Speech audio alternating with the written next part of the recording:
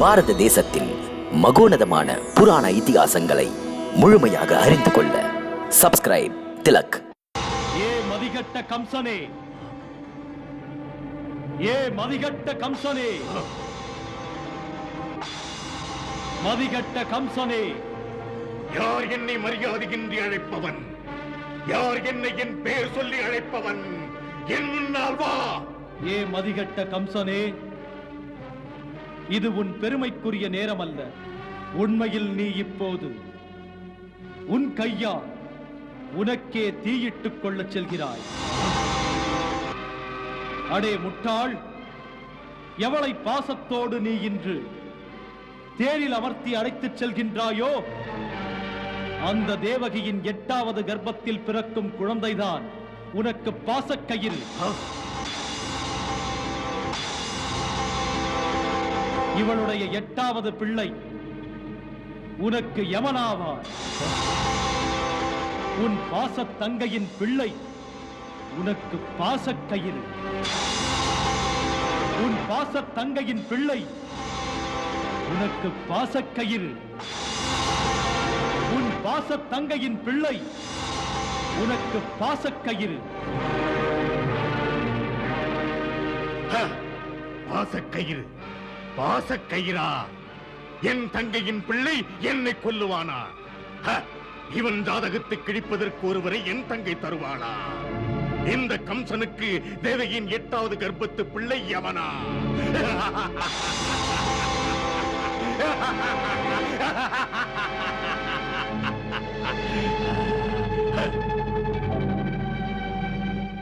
பாசக்கயிறாக வரும் பிள்ளையை பெற்று தரப்போகிறவளே, அஞ்சுகிறாயா தேவகி? என்னை அச்சுறுத்துவது உனது 8வது பிள்ளை.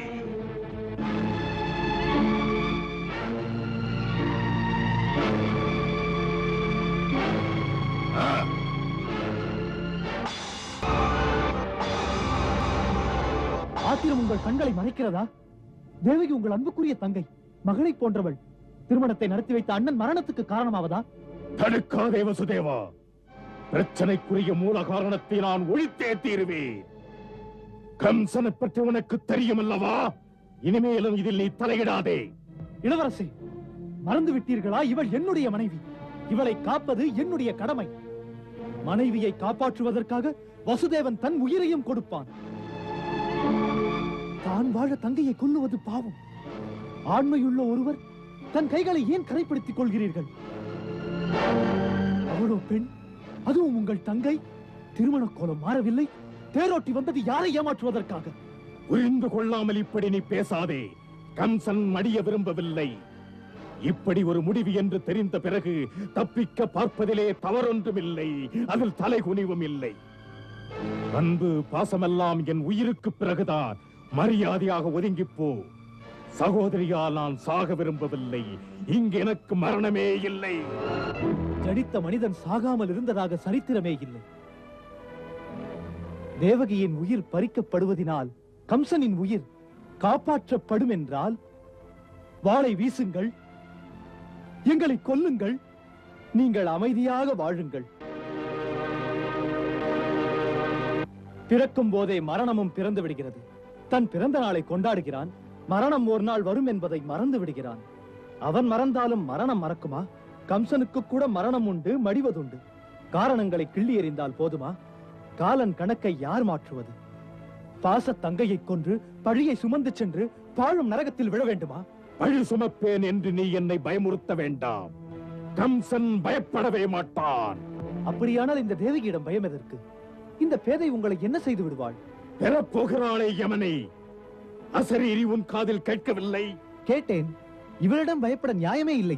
பிரச்சனையே பிறக்கப் போகும் 8வது குழந்தை. அசரீரி அதைத்தானே சொன்னது? மாலையிட்ட நான் வாக்குறுதி அளிக்கிறேன். இவளை விட்டு விடுங்கள். மனைவிக்காக சூரசேனனின் மைந்தன் வசுதேவன் சபதம் செய்கிறேன். தேவகி பெற்றுத்தரும் குழந்தைகளை எல்லாம் அது பிறந்தவுடனே மரணத்திற்கு பயப்படும் உங்கள் கையில் நானே கொடுத்து விடுகிறேன். விருட்சம் நீங்கள் விதையை அழிக்க நினைத்தால் வசுதேவன் மறுக்க மாட்டேன். உத்தமனாக நடித்து மதுராவிலிருந்து ஓடி போக நினைக்கிறாயோ? மாட்டேன் யுவராஜா. மானமுள்ள பரம்பரையில் வந்தவன். 8வது பிள்ளையை என் மனைவி பெற்றுத்தரும் வரையிலும் நாங்கள் மதுராவை விட்டு நகரவே மாட்டோம்.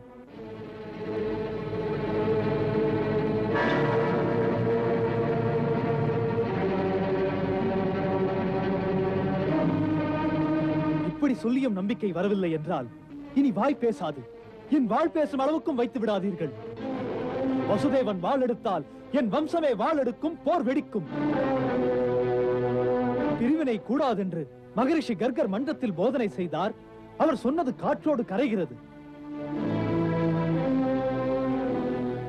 அதை பற்றி இங்கே பேசக்கூடாது. நீ மட்டும் நல்லவன் என்று எப்படி நம்புவது? எனது பிள்ளைகளை பணயம் வைக்கும் பரீட்சை இது. இந்த பரீட்சையில் முதல் குழந்தை பிறந்தவுடன் விடை கிடைக்காதா? தலைப்பிள்ளையை தந்துவிட்டால் அப்பனின் நாணயம் தெரிந்து விடாதா?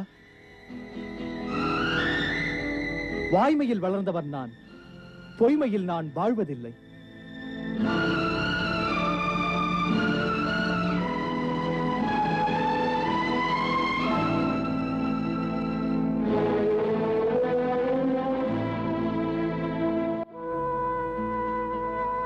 இதோ பார் வசுதேவா, இதிலே சொன்னபடி நடக்காமல் என்னை நீ ஏமாற்ற நினைத்தால் உன்னை மட்டுமல்ல உன் குலத்தையே வேரோடு ஒழித்து விடுவேன்.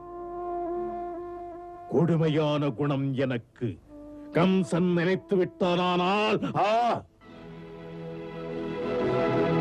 சேனை தலைவா. என்ன இளவரசி? இந்த இருவரையும் இவர்கள் மாளிகையில் கொண்டு விட்டுவிடு. 4 புறமும் காவலை நிறுத்தி கதவுகளை எல்லாம் மூடிவிடு. மேலும் என் அனுமதியின்றி யாரையும் சந்திப்பதற்கு இடம் தராதே. இந்த இருவருக்கும் மாளிகையை விட்டு வெளியே வர ஆணை கிடையாது.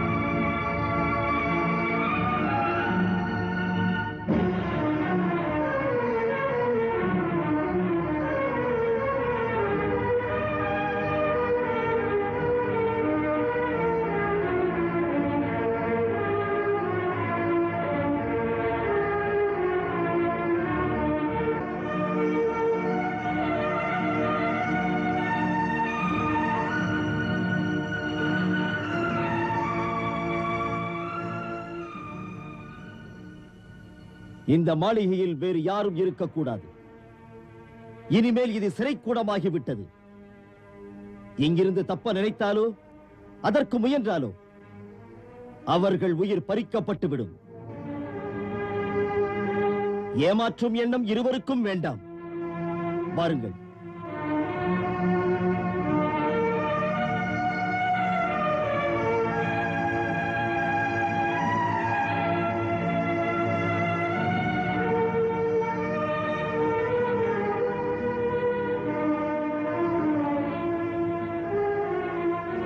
யுவராஜர் கம்சனின் ஆணை இல்லாமல் யாரையும் உள்ளே விடக்கூடாது. அப்படியே.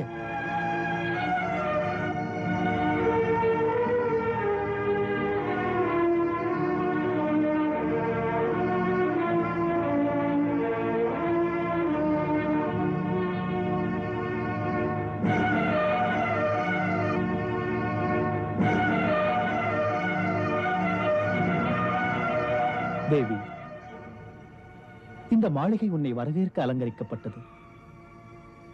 ஆனால் வாழ்க்கையின் ஆரம்பத்திலேயே அதிர்ச்சி தருகின்ற வரவேற்பு.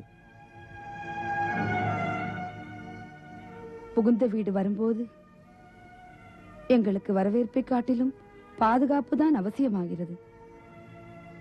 என் கணவரின் நேர்மையிலும் நிலைமாறா உறுதியிலும் பாதுகாப்பான இடத்திற்குத்தான் வந்தேன் என்று உணர்கிறேன்.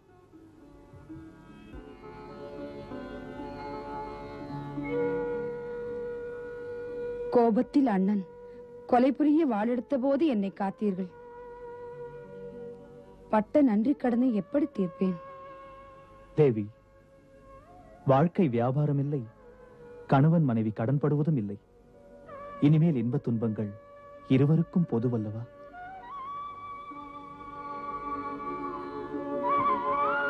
தெய்வம் எனக்கு நீங்கள்தான். இது பொய். நீங்கள் சொன்னதை நம்ப முடியவில்லை. கம்சன் ஒரு நாளும் அந்த அளவுக்கு போனதும் இல்லை. அன்புக்குரிய சகோதரியை அவன் கொல்ல துணிவானா? இல்லை.